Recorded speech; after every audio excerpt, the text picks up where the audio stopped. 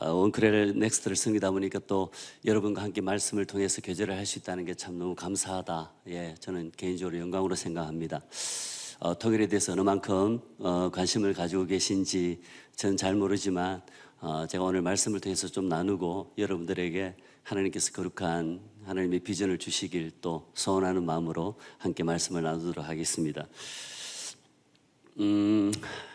하나님께서 성경을 보면 언제나 역사적인 대전환기 때마다 자기 백성에게 개입하시고 그들과 언약을 맺으시고 그들의 정체성을 새롭게 하시고 그리고 그들이 어떻게 살아가야 될 것인지에 대한 말씀을 주시는 것을 볼 수가 있습니다. 세 가지 정도 성경의 내용을 크게 맥을 잡아서 한번 나눠볼까 하는데요. 첫 번째는 출애굽의 역사입니다. 하나님께서 이스라엘 백성들을 출애굽할 때 약속의 땅으로 인도하시기 위해서 애굽의 10가지 재앙을 내리시고 모세를 통해서 홍해를 가르시면서 이끌어내셨죠. 애굽 땅에서 약속의 땅으로 가는 것은 열흘 길이면 갈 수 있는 길입니다. 그런데 하나님께서 곧바로 인도하여 드리지 않으시고 아래쪽으로 인도하죠. 시내산. 오늘 우리가 본문에 읽었던 이 시내산 언약을 거기서 맺는 것입니다. 세계가 다 나에게 속하 있는데 너희가 내 말을 잘 듣고 나의 언약을 지키면 너희는 모든 민족 중에서 내 소유가 될 것이고 너희가 내게 대하여 제사장 나라가 되고 거룩한 백성이 될 것이다. 하나님께서 애굽에서 430년 동안 노예 생활했던 이스라엘 백성들을 향해서 너희는 더 이상 노예가 아니고 나의 백성이다. 나의 자녀다. 그들의 정체성을 새롭게 하시는 것입니다. 놀라운 신분의 변화이죠. 하나님의 자녀가 되는 거룩한 백성이 되는 그들이 열방을 축복하는 축복권자가 되는 하나님은 그렇게 우리를 부르셨죠. 그렇게 언약을 맺으시고 그들이 어떻게 살 것인지에 대한 말씀을 주시는데 율법을 주십니다. 십계명을 비롯해서 율법을 주시고 너희가 이제 들어가는 약속의 땅에서 이렇게 살아라. 그렇게 말씀을 하십니다. 왜 그러냐면 그때 당시 그 가나안 땅, 약속의 땅은 어떤 모습이었죠? 죄악이 관영하는 땅이었습니다. 창세기 15장에 하나님께서 아브라함과 언약을 맺으시면서 내 자손이 이방에 객이 되어서 4대 만에 돌아올 것인데 아직 죄악이 가득 차지 않았기 때문에 하나님의 심판이 임하지 않은 때였어요. 그런데 이제는 이스라엘 백성들을 통해서 그 가나안 땅을 심판하시고 그 땅을 하나님께서 거룩한 땅으로 구별하시는 겁니다. 당시에 약속의 땅, 가나안 땅은 요즘 문제가 되는 동성애 문제 말할 거 없고요.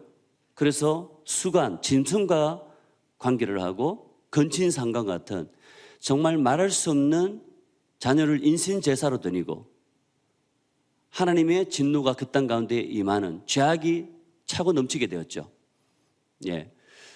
그래서 하나님께서 이스라엘 백성들을 곧바로 들이지 않으시고 시내산에서 그들과 언약을 맺고 정체성을 분명히 하게 하시면서 너희들은 절대 그 땅에 들어가면 그 땅의 문화에 물들지 말라. 레위기 18장에 한번 보세요. 이 말씀은 계속 반복하시는 거예요. 너희가 이전에 거하였던 애굽 땅의 풍속을 따르지 말고 노예 생활하던 그 근성을 버리고 그리고 약속의 땅에 들어갈 때 가나안 땅의 풍속과 규례를 행하지 말라. 한마디로 말하면 세속화되지 말라. 물들지 말라. 너희는 거룩한 백성으로 구별받았다. 너희에게 주는 이 언약의 말씀, 율법이 이 말씀들 십계명을 비롯한 말씀을 지켜 행하면 너희는 열국 가운데 하나님께서 가장 위대한 민족으로 세울 것이고 열방을 축복을 하는 나라가 될 것이다. 그렇게 말씀을 하시는 것입니다. 자, 그래서 거기에 대해서 아멘을 했어요. 그리고 이제 약속을 땅에서 나아갑니다. 여러분, 그 약속을 땅에서 나아갈 때 이스라엘 백성들 생각에 이야, 우리는 노예 생활밖에 안 했는데 그 땅에는 철병거가 있고 대단한데 군사력이 대단한 족속들이 있는데 그 땅을 우리가 차지할 수 있을까? 걱정할 수 있겠죠. 그러나 하나님께서는 거기에 대해서 한마디 언급을 하지 않습니다. 너희들 군사훈련을 시키고 전략회의를 통해서 잘 계획을 세워봐. 그런 말씀 안 해요. 말씀대로 살아라 밖에 없어요. 왜 그렇습니까? 그 땅을 차지하는 것은 걱정하지 마. 그것은 나의 약속이야. 내 말에 순종하고 나아가면 그 땅은 선물로 너에게 주는 거야. 네 실력으로 그 땅을 차지하는 게 아니다. 그 땅에 들어가서 어떻게 살 것인가가 중요하다. 말씀대로 살아라. 그것입니다. 자, 출발을 했어요. 민수기 13장 14장에 가면 뭐가 나옵니까? 가데스 바네아가 나오죠. 12명의 정탐꾼을 보내는데 10명은 뭐라고 보고합니까? 우와, 정말 과연 그 땅은 젖과 꿀이 흐르는 땅입니다. 너무 좋은 땅입니다. 그런데 크고 견고한 성읍이 있고 철병거를 가졌고 안악자손처럼 크고 장대한 족속이 있네요. 우와, 우리는 메뚜기다. 들어가면 죽는다. 자살행위다. 그러는 거예요. 그런데 두 명이 뭐랍니까? 여호수아 갈렙은 그래, 너희들 한 말 나도 알아. 그런데 그럴지라도 그들은 우리의 밥이다, 먹이다. 여호수아 갈렙이 이성이 상실이 되었습니까? 분별이 안 됩니까? 다 보고 왔어요, 같이. 그런데 왜 이런 고백을 합니까? 여호수아 갈렙은 상황만 보고 해석하는 게 아니고 그 너머 계신 하나님을 보고 있거든요. 10사람과 2사람의 보고 차이는 믿음의 차이예요, 여러분. 믿음이 얼마나 중요합니까? 믿음으로 우리가 구원받죠? 세상을 이기는 것은 뭐죠? 우리의 믿음이에요. 하나님께서 행하실 때 순종하는 그 믿음을 통해서 하나님께서 어떻게 대사를 행하시는지. 여호수아 갈렙은 상황만 보고 해석을 하는 것이 아니고 출애굽기 2장의 마지막에 뭐라 하죠? 그들의 고통의 소리를 들으셨어요. 애굽에서 종살이하는. 그래서 아브라함과 이삭과 야곱에게 언약하신 것을 기억하시고 그들을 권념하신 거예요. 그들을 이끌어내신 것은 약속 때문이에요. 때가 되어서 이제는 약속의 땅을 선물로 주기 위해서 그들을 이끌어내었지 대책 없이 이끌어낸 게 아니에요. 여호수아 갈렙은 그걸 아는 것입니다. 여러분, 말씀을 아는 게, 약속이 있는 게 이렇게 중요한 거예요. 이걸 모르면 어떻게 됩니까? 그 10명의 부정적인 정탐꾼의 소리를 들은 백성들의 반응. 밤새 곡을 하죠. 분위기가 살벌해요. 여호수아 갈렙을 돌로 쳐 죽이려고 그래요. 하나님께서 참다가 강림하시죠. 뭐라고 하십니까? 임하셔서 너희가 어느 때까지 나를 멸시하겠느냐? 어느 때까지 나를 믿지 아니하겠느냐? 네 말이 내 귀에 들린 대로 행하겠다. 여러분, 말이 얼마나 중요한지 몰라요. 여러분, 은혜 받아봤어요? 얼마나 믿음의 말을 합니까? 사람을 살리는 말을 해요? 은혜가 떨어지면요, 안 된다, 뭐 이상한 소리 하고 그럽니다. 말대로 되는 거예요. 그들의 말대로 40년 동안 유리방황하다가 광야에서 다 죽어가요. 그리고 출애굽 2세대 여호수아 갈렙과 더불어서 40년이 지나고 난 다음 그들이 일어나죠. 2세대가 일어나서 여호와 신앙을 가져요. 그들이 제사장 나라 거룩한 백성의 정체성을 그들이 가진단 말이에요. 그리고 하나님 말씀 그대로 순종하고 나아가요. 여리고가 넘어져요. 무너져요. 그 가나안 약속의 땅을 그들이 믿음으로 차지합니다. 하나님께서 그들에게 주시는 거죠. 애굽에서 노예 생활했고 광야에서 부모 세대가 다 죽어갔는데 그 2세대들이 약속의 땅에 들어가서 그 땅을 다 정복해 나가는데 얼마나 그들이 강력했는지 하나님께서 함께 하시니까 당시 최강국이었던 애굽은 물론이고요. 그 주변의 모압, 암몬, 블레셋, 아람 이 모든 나라들이 감히 건드리지 못해요. 하나님께서 여호와 신앙으로 무장하고 말씀에 순종하는 정체성을 새롭게 하고 하나님의 절대 주권을 인정하고 나아가는 그들을 열방의 중심부에 세워주시는 것입니다. 신앙이 이렇게 절대적으로 중요한 것입니다.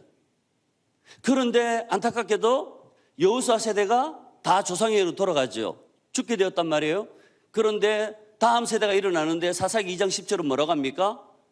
여호와를 알지 못하고, 두 번째, 여호와께서 자기들을 위해서 행하신 일도 알지 못하는 다음 세대가 아니고 다른 세대가 일어났나니 믿음이 없어요. 하나님을 몰라요. 하나님께서 자기들을 위해서 행하신 일을 몰라요.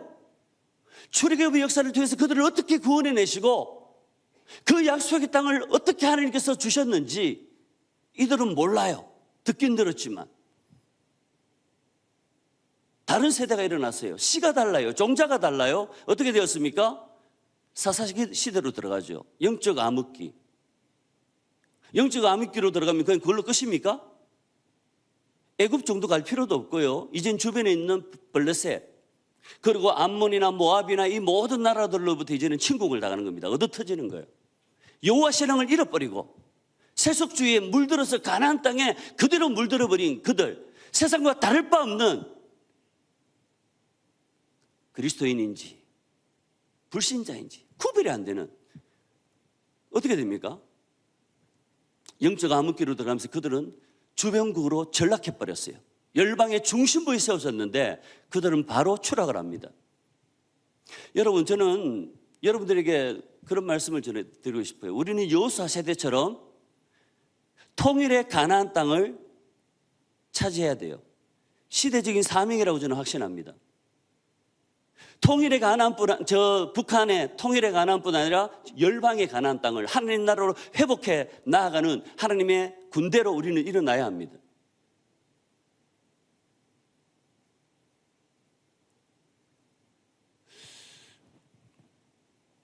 두 번째로 제가 나누고 싶은 것은 제2의 출애굽입니다. 정확하게 말하면 출바벨론이에요. 제2의 출애굽 이런 말은 성경에 없죠. 그러나 그렇게 비유를 하는데요. 사사시대를 지나면서 하나님께서 등불이 꺼지지 않게 하시고 사무엘을 세우시고 그 다음에 사무엘이 누구를 세우죠? 이름 없는 무명의 한나라는 한 여인의 눈물의 길을 통해서 사무엘이 일어나고 그 다음에 다윗이 일어납니다. 다윗은 제사장 나라 거룩한 백성의 정체성을 확실하게 한 사람이에요. 다윗이 세속에 물들었습니까? 사도 바울이 사도행전 13장의 36절에 보면 뭐랍니까? 다윗의 일생을 한마디로 한 줄, 반 줄밖에 안 돼요. 요약해서 하는 말. 다윗은 당시에 하나님의 뜻을 행하다가 잠들었다. 거기 딱 나와요. 다윗은 오직 하나님 뜻대로 살았던 사람이에요. 하나님의 말씀이면 무조건 순종하는 거죠. 다윗이. 내 마음에 맞는 다윗을 통해서 내 뜻을 다 이루리라. 여러분, 이런 생이 되시기 바랍니다. 그 다윗이 여호와 신앙으로 무장하고 오직 하나님 중심, 하나님의 절대 주권을 인정하고 그분 말씀에 철저히 순종하는 것을 통해서 어떻게 됩니까? 그 다윗을 통해 이스라엘의 전성기가 열리죠. 이렇게 여호와 신앙을 통해서 다시금 이스라엘은 열방의 중심부에 세워주십니다. 하나님이. 그런데 그 아들 솔로몬이요, 이방 여인들을 사랑하고 하나님을 떠나버리죠. 모든 우상들이 돌아와서 그 나라를 더럽힙니다. 어떻게 됐습니까? 하나님께서 다윗을 봐서 솔로몬 때는 그냥 두지만 솔로몬의 아들인 르호보암 때 나라가 두 동강 나는 거예요. 남유다 북이스라엘로. 솔로몬의 제약 때문에 나라가 두 동강 났습니다. 그런데 문제는 뭐죠? 남유다든 북이스라엘이든 지속적으로 솔로몬의 제약을 답습을 하는 거예요. 그 결과 어떻게 되었습니까? BC 722년 북이스라엘은 아수르에 의해서 나라가 멸망당했어요. 혼혈족이 되어버렸어요. 남유다는 BC 586년도 바벨론에 의해서 나라가 망하게 되는 겁니다. 포로로 끌려가는 겁니다. 거기에 대해서 예레미야가 눈물로 외치지 않습니까? 예레미야 29장에 보면 하나님께서 70년이 차면 내가 너희를 돌보고 나의 선한 말을 너희에게 성취해서 이곳으로 돌아오게 할 것이다. 다시금 본국으로 돌아올 거야. 그러나 포로로 끌려가야 된다. 징계를 받는 거죠. 썩어 문드러져서 다시 어떻게 할 수가 없으니 용광로에 밀어넣는 거야. 고난의 풀무불에 넣어서 그들을 정금같이 남은 자들을 일으키시는 거예요. 하나님이 새로운 나라를 세우기 위해서. 숫자 게임이 아니거든요. 진짜 그리스도인, 남은 자, 바알에게 무릎 꿇지 아니하고 입 맞추지 아니한 남은 자 7천 일어나면 역사가 일어날 줄 믿습니다. 그리고 예레미야가 뭐라고 이야기합니까? 너희를 향한 내 생각을 내가 아나니 하나님께서 평안이요 재앙이 아니니라. 너희에게 미래와 희망을 주려는 것이니라. 포로로 끌리고 나라가 망했어요. 뭘 재앙이 아니에요. 근데 하나님은 재앙이 아니래요. 미래와 희망을 주는 것이라는 거예요. 자, 그리고 포로로 1, 2, 3차 끌려갔습니다. 대표적으로 1차 포로 끌려간 사람이 누구죠? 다니엘입니다. 그 한 15세에서 17세 됩니까? 그 어린 소년 다니엘이 포로로 끌려갔는데 와, 새로운 세상을 보게 되죠. 내가 우물한 개구리였나? 우와, 내가 여호와 하나님을 섬긴다고 했는데 내가 속은 건 아닐까? 바루둑이 더 위대한 신이 아닐까? 그때 당시에만 해도 신들의 전쟁이라고 생각했었으니까요. 그런데 다니엘은 속지 않아요. 그는 하나님을 알거든요. 하나님의 절대 주권을 아시고 우리가 포로로 끌린 것은 여호와가 약해서가 아니고 우리의 범죄로 말미암아 징계하신다는 걸 알거든요. 그러니까 그게 물들지 않아요. 바벨론에 물 안 들어요. 대제국이 가서. 여러분 이 서울을 봐도 바벨론 같은 세상입니다. 물들지 마시기 바랍니다. 그러면 아무 소망 없어요. 그 사람은 기대할 거 없어요. 우리는 다르게 살아야 돼요. 구별된 삶을 살아야 돼요. 다니엘이 뜻을 정해서 살면서 하루에 3번씩 기도했습니다. 그는 바빠서 더 3번씩 기도하는 거예요. 그 기도하는 다니엘에게 하나님이 뭘 보여주시죠? 예레미야 서책을 보여주시죠. 예레미야가 기록한 70년이 차면 회복될 것이다. 그걸 다니엘서 9장에 가면 나와요. 하나님께서 기도하는 사람에게는 보여주시는 거예요. 민족 회복에 대한 비전도 주시는 거예요.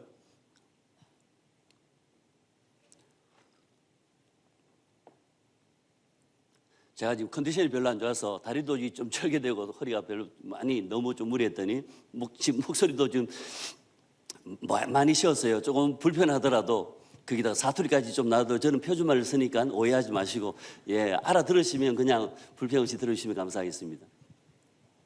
그 다니엘이 70년이 차면 회복이 된다? 그 약속의 말씀을 보게 된 거예요. 하나님 보여주시는 거죠.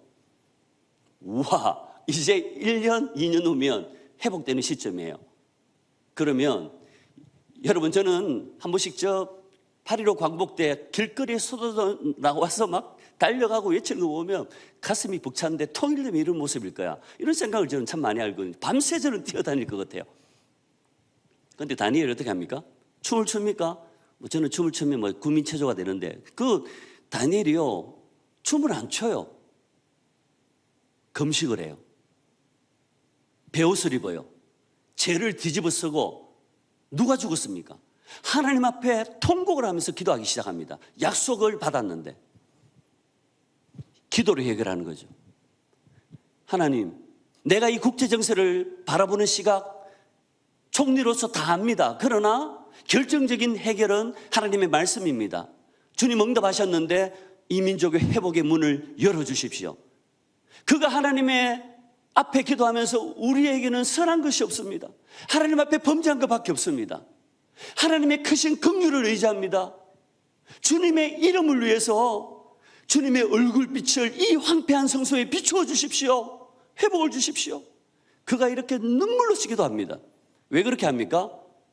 포로에서 귀환해서 돌아가는 그 자체가 목적이 아닌 거예요.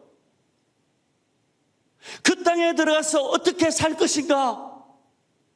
우리가 말씀대로 살지 못해서 이렇게 끌려왔는데 여전히 이 모습으로 산다라면 돌아간다 한들 무슨 소용이 있는가? 이 다니엘의 기도를 동일하게 하는 사람은 누구이죠? 느헤미야죠. 나와 내 집이 범죄하였습니다. 느헤미야가 뭘 그렇게 범죄했어요? 민족의 죄악을 동일시하는 겁니다. 나의 죄악입니다. 내 집이 범죄했습니다. 여러분 은혜 받아보세요. 조국을 위해서 기도하면 통곡이 나오잖아요. 어찌하오리까? 그 지도자들의 깨끗한 영성이 흘러가서 어떤 일이 벌어지죠? 위대한 역사가 일어나는데 그 위대한 역사에 또 쓰임받는 중요한 한 인물이 있는데 그 사람을 이야기하겠습니다. 학사 에스라예요.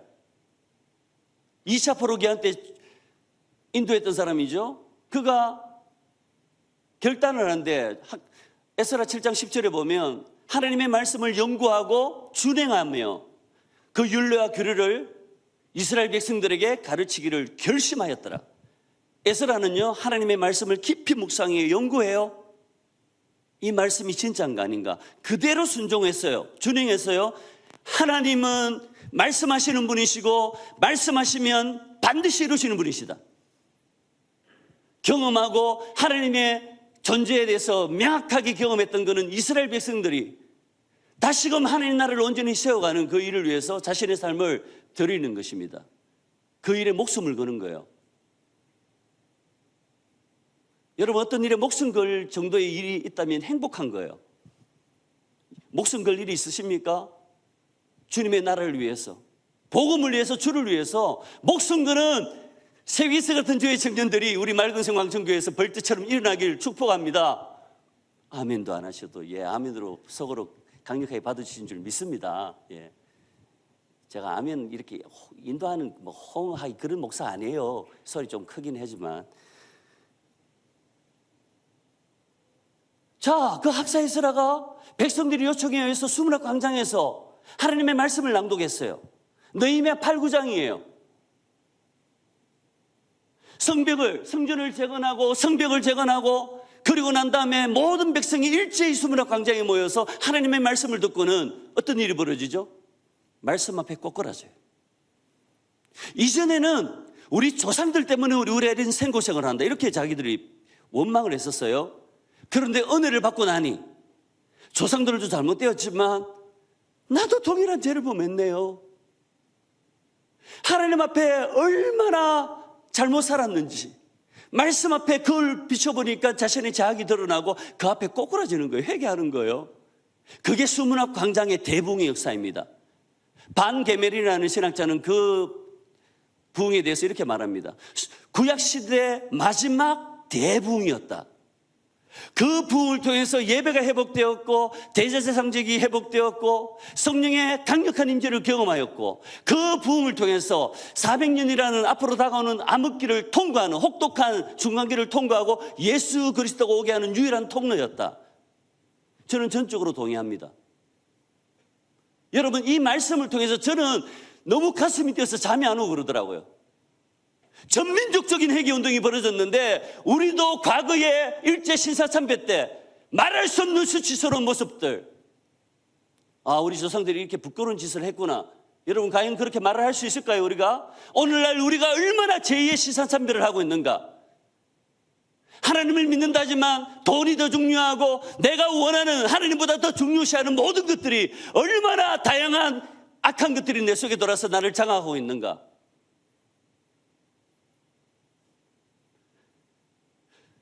수문학 광장이 저는 저 김일성 광장이 되길 바라요.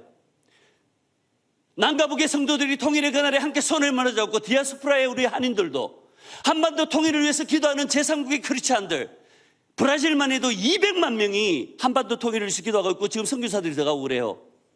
한국 통일 선교사들이 브라질에 고 전 세계 많이 다닙니다. 왜? 전 세계에서 엄청나게 기도하고 있기 때문에. 근데 우리는 안 해요. 짜증나요. 짜증날 때. 뭐죠? 진짜 뭐예요 이게? 함께 군사 프레이드 하는 그 광장에서 오직 예수 그리스도 그분의 이름을 부르며 이 마지막 시대, 이 마지막 시대에 하나님께서 마지막 영적 대부흥을 주실 줄 저는 믿습니다. 그 부흥을 통해서요 우리 믿음의 선배들이 그렇게 외쳤던 민족 복음화의 꿈을 이루고요, 나아가서는 이 붕의 불길이 번져가서 중국과 일본 교회와 함께 손을 맞잡고 이슬람이라는 그 큰 산을 평지가 되게 하고 이스라엘의 대심의 역사를 이끌어내며 온 열방 가운데 각 나라와 섬들 모든 도시와 나라들마다 복음이 전파되어서 우리 주님 다시 오시게 하는 그 역사를 꿈을 꿉니다. 함께 꿈을 꾸면 좋겠어요. 세 번째는 새로운 출애굽입니다. 새로운 출애굽. 말씀이 육신이 되어 이 땅에 오신 예수 그리스도 주님, 예수님이 이 땅에 오셔서 제자를 부르시고 십자가에 못 박히기 전날 밤에 어떻게 합니까? 잔을 나누시죠. 그리고는 이는 많은 사람을 위하여 흘리는 바 곧 나의 피, 언약의 피니라. 언약을 맺습니다. 새 언약을 맺죠. 그리고 그들의 정체성을 분명히 해주시죠. 너희는 택하신 족속이요 왕같은 제사장들이요 거룩한 나라요 그의 소유가 된 백성이니 너희를 어두운 데서 불러내어 그의 기이한 빛에 들어가게 하신 이 아름다운 덕을 선포하게 하라 하심이라. 우리는 택하신 족속이라는 거예요. 왕같은 제사장, 제사장 나라, 왕같은 제사장이라는 거예요.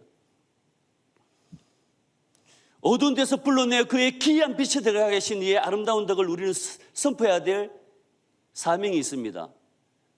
복음 전파, 여러분 그것은 은사가 아니에요. 우리의 사명이에요. 모든 그리스도인에게 주어진 사명이에요.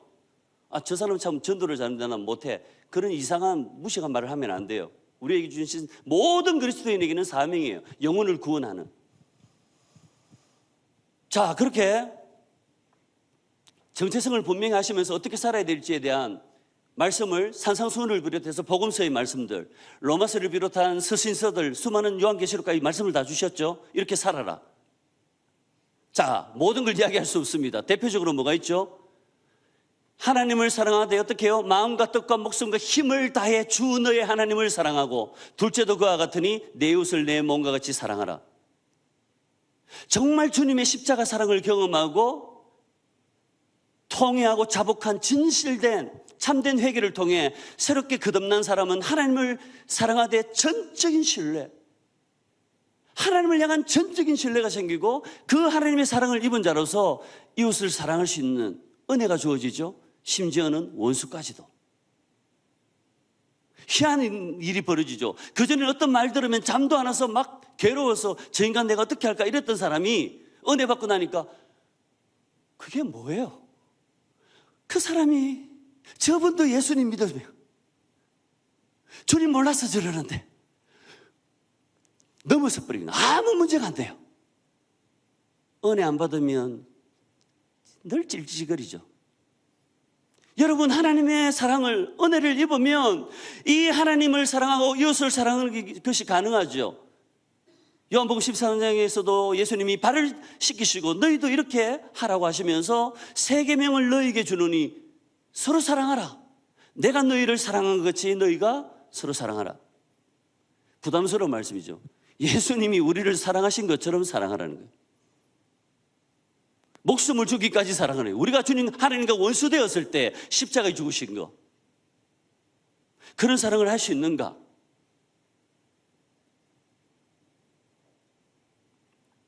이렇게 말씀을 하시면서 우리에게 이 세대를 본받지 말라 그러죠. 물들지 말라 그러죠. 그게 로마서 12장 1, 2절 아닙니까?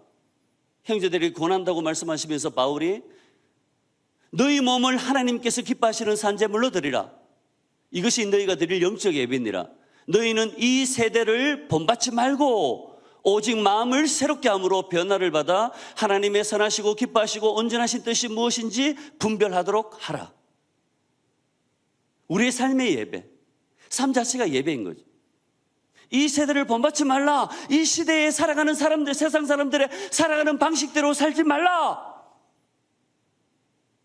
어떻게?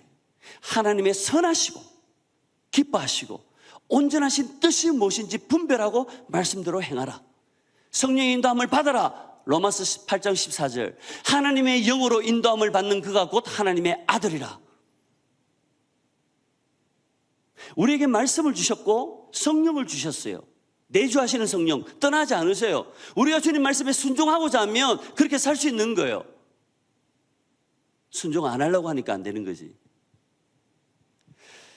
통일시대를 지금 생각을 할 때 있지 않습니까? 사람들이 통일을 이야기할 때 대부분 다 경제적인 관점만 이야기합니다. 돈이 되느냐 안 되느냐. 예전에 한번 서울대 연고대생들 한번 토론을 한 적이 있었어요. TV에. 기대감을 가지고 청년들은 어떤 생각을 가지냐 들었는데요. 제가 얼마나 실망이 되는지. 이것들이요. 그저 돈 이야기만 해요. 수준이 이거밖에 안 된단 말인가. 내같이 못 배운 사람도 보니까 참 기가 차다. 진짜 수준이 이거밖에 안 된단 말인가. 만몬에 완전히 노예가 다 돼 있는. 독일 어떤 여성이 토론 중에 이 마이크 돌리잖아요. 또 하는데 독일 통일에서 물으니까 그 자매가 하는 말이 청년이죠. 여자가 동독 주민들 자유가 없었는데 그 억압된 그들을 해방해 준 것만으로 자유를 준 것만으로도 통일에 충분한 이유가 되지 않을까요? 죄가 낫다. 근데 사회자고 다들 순간 묻히다더니 또 마이크 돌리고 다른 데로 넘어가더라고 이것들이. 여러분 경제적인 관점 제가 잘 모르기 때문에 함부로 말할 수 없지만 그러나 보고서가 있잖아요. 골드만삭스 2009년도 보고서부터 시작해서 세계적인 투자자인 짐 로저스는 물론이고 통일한국은 한마디로 말해서 우리나라가 강대한 나라가 된다는 겁니다. 인구 8천만 가까이 되는 데다가 우리 기술과 자본과 더불어서 북한의 자원이나 모든 것, 여기에 모든 외국의 투자까지 이루어져서 정말 통일 한국은 강력한 나라가 된다는 게 모두의 공통적인 전망이에요. 뭐 이건 더 이상 제가 말하지 않겠습니다. 이 수준 낮은 거니까. 그런데 인도주의적인 관점에서도 생각해 보세요, 여러분. 지금 4만 9천 정도, 그것도 안 될 거예요. 이제 이산가족이 있어요. 지금 거의 이제 고령화돼 버렸죠. 한이 맺혀서 다들 숨을 거두십니다. 그들이 살아생전에 함께 가족들을 보고 그 한을 풀어야 된다고 생각합니다. 북한의 인권 유린을 당하고 있잖아요. 지금도 정신분수에서 갇혀서 고통당하는 우리 동포들, 특별히 기독교인들은 고문은 물론이고 성폭행은 물론이고 생체 실험까지 당한다는 통계가 나오지 않습니까? 그런데 감옥에서 모두가 나왔던 이 땅에 들어온 우리 동역자들을 만나면 감옥에서 그렇게 한국을 위해서, 한국 교회를 위해서 기도한다는 것입니다. 우리는 기도도 안 하는데.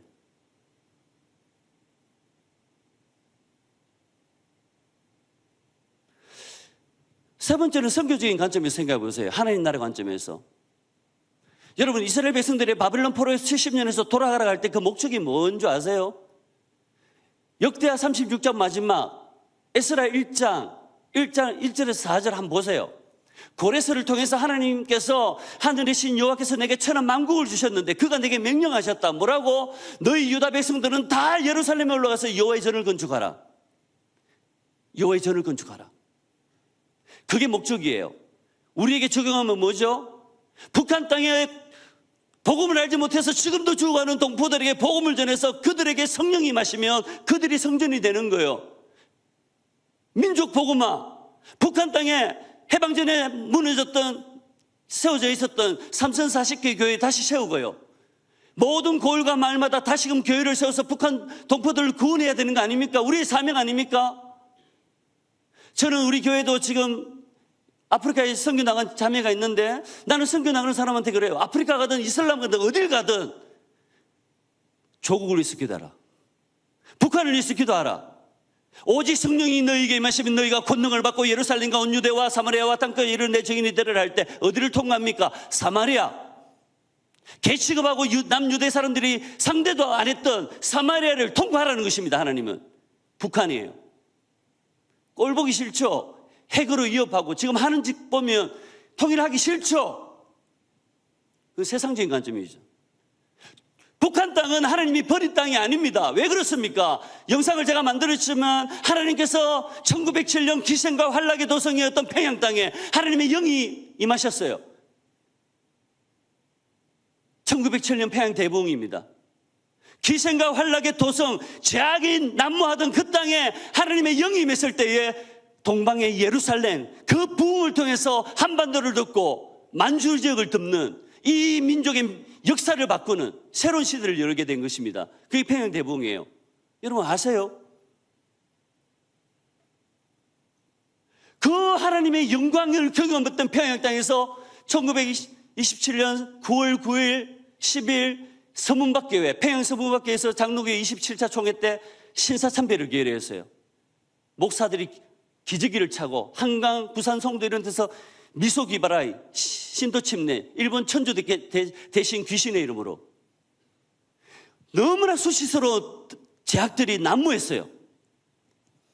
하나님께서 그래서 징계를 하신 겁니다. 버린 땅이 아니에요. 반드시 그 땅을 예루살렘을 회복시키듯이 회복시키실 줄 믿습니다. 버린 땅이 아니에요. 우리는 영적 전쟁을 치르는 것입니다. 이것은 단순한 정치적인 문제가 아니에요. 군사적인 문제가 아니에요. 북한 독재 정권을 사로잡고 배후에 역사하는 악한 영들의 대함이고요. 이 기도를 통해서 어둠의 세력이 무너질 때 북한의 체제의 변화 역사가 일어날 줄 믿습니다. 우리가 통일을 준비할 때 하나님께서 그 땅을 선물로 주시는 거지, 통일되는 거 반대하고 원하지 않아. 그럼 왜 통일이 돼야 돼요? 제일 중요한 것은 여러분 통일에 대한 비전을, 마음을 품는 겁니다.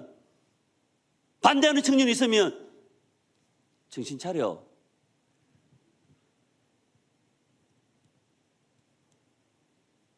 우리 그렇지도 원수들은 좀 달라야 돼요. 세상 사람하고 바라보는 관점이. 하나님께서 그래서 북한 땅이 회복되어질 때 이 민족 가운데 하나님의 영광을 우리는 보게 될 줄 믿습니다. 제가 이렇게 통일에 대해서 이야기하는데 여러분 좀 어떻게 거리감을 느끼실지 모르겠지만 더 거리감 있는 걸 제가 느낄 수도 있겠다 하면서도 제가 나눕니다. 통일의 모델 제가 삼는 사람이에요. 손영호 목사님이에요. 이건 잘 아실 거예요. 손훈장 목사님은 여수 애양원에서 나환자를 돌봤죠.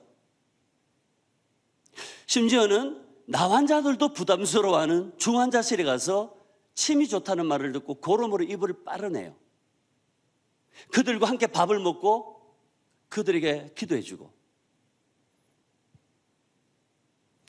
그 나환자들을 그렇게 돌볼 뿐 아니라 신사참배를 한국교회가 결의하고 있었을 때 주기철 목사님도 그랬지만 손영호 목사님도 반대했어요.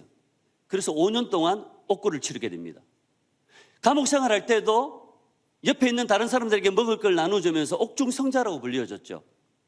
그 손영호 목사님이 당시에 모두가 신사참배를 하고, 그게 어찌 보면 시대의 대세예요. 손영호 목사님이 뭐 신사참배한다 해서 특별하게 욕을 먹을 상황도 아니에요. 그러나 단호하게 거부하는 거예요. 왜? 여호와를 알아요. 여호와께서 자신을 위해서 이 민족 가운데 행하신 일을 알아요. 손영호 목사님은. 그렇기 때문에 절대 천주 대신 앞에 무릎 꿇지 않는 거예요. 여러분, 이 시대의 대세를 따르지 마세요. 우린 진리를 따르는 거예요. 말씀대로 준행하는 삶을 살아야 되는 거예요. 1948년도 10월 19일 여수 만란 사건이 일어납니다. 여수 순천에서 공산당이 반란을 일으키죠. 그때 손영호 목사님의 두 아들 동인이 동신이가 순교를 당합니다. 좌익 청년 안재선에 의해서 죽죠. 4명이 그 짓을 했는데 다 도망가고 안재선이만 잡혔어요. 잡혀서 어떻게 합니까? 사람들 다 죽이려고 합니다, 이제. 그런데 손영호 목사님이 탄원을 쓰고 살려달라. 내 아들 삼겠다. 내가 용서했는데 내 아들 삼겠다는데 왜 죽이려 하냐? 죽이지 말라. 그리고는 양자를 삼죠. 그래서 그 손동희 권사님, 손영호 목사님이 딸이죠. 너무 화가 나는 거예요. 자기 오빠 둘을 죽인 이 원수를 용서한다고? 용서 못해. 그런데 양자를 삼는다고? 용서하는 건 그래 내가 이해한다 하자. 그러나 양자로 삼으면 그 원수가 내 오빠가 되는데 하늘나라에 이런 일이 있을 수 있느냐? 아버지한테 대드는 거죠. 이럴 수 없다고. 그때 손영호 목사님이 뭐라고 합니까? 성경을 내미는 거예요. 동희야, 성경이 뭐라고 말씀하시냐? 내 원수를 사랑하라고 했다. 그러면 용서할 뿐 아니라 사랑해야 하기 때문에 내가 양자 삼는 거야. 그렇게 양자 삼으신 거예요. 손영호 목사님은 뭐 아무 감정이 없나요? 손동희 권사님 말에 의하면 그 아들 유품이 왔을 때 방에 들어가서 그 손영호 목사님이 부들부들 떠는 거죠. 통곡을 하는 거죠. 숨을 죽이면서. 가슴이 무너지는 거예요. 그 고통 이루 말할 수 없는데, 그러나 말씀에 자신을 복종시키는 거예요. 말씀이 사랑하라 하셨으니 사랑해야지. 여러분, 이걸 동떨어진 것처럼 생각하면 안 돼요. 한마디 말 들은 거 기분 나쁘다고 원수처럼 여기고, 지나가다가 잘못 봤다고 째려봤다고 사람을 쳐 죽이고, 묻지마 폭행살인이 난무하는 이 세상 가운데 우리는 다르게 살아야 됩니다. 말씀대로 하나님을 사랑하고 이웃을 사랑할 수 있는 이것이 가장 통일을 잘 준비하는 모습이에요. 말씀대로 신앙대로 살아가는 거. 그래 북한 동포들을 무시하지 않아요.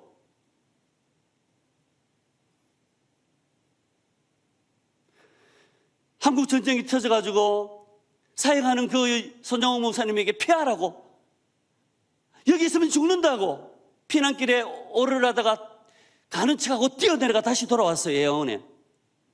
내가 양떼를 버려두고 어디 가겠냐고, 이 나병 환자들을 두고. 그리고 거기서 또 사역을 하는 거예요. 그리고 공산당에게 잡혔어요. 순교를 당하는데요. 양원에 와서 손영호 목사님을 체포해서 공산당이 끌고 가는데 권홍이 할머니라고 그분이 간증을 하는데 그런 말이에요. 우리 목사님이 무슨 죄가 있어서 이렇게 붙잡아갔냐고 덜덜덜 떨면서 목사님을 따라가는 거예요. 나은 자들이 따라가면서 우리 목사님이 왜 잡아가냐고 무슨 죄가 있냐고 따라가는데 가는 길에 손영호 목사님이 딱 서더니 뒤로 돌아보는 거예요. 그리고 손영호 목사님이 마지막 남기신 말이라고 합니다. 나를 위해 울지 말고 자신들을 위해 울라. 이 말씀이 마지막 말씀이었대요.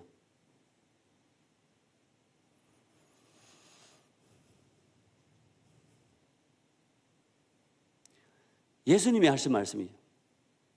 예루살렘의 딸들아, 나를 위해 울지 말고 너희와 너희 자녀를 위해 울라. 우리가 구한 말 이 민족은 들여버려진 피투성이와 같았어요. 그러나 주님께서 지나가면서 어느 나라도 어느 누구도 불쌍히 여기지 않았지만 하나님께서 너는 피투성이라도 살아있으라. 너는 피투성이라도 살아있으라. 그리고 십자가의 사랑으로 찾아오셔서 평양 대붕을 영광을 주셨죠.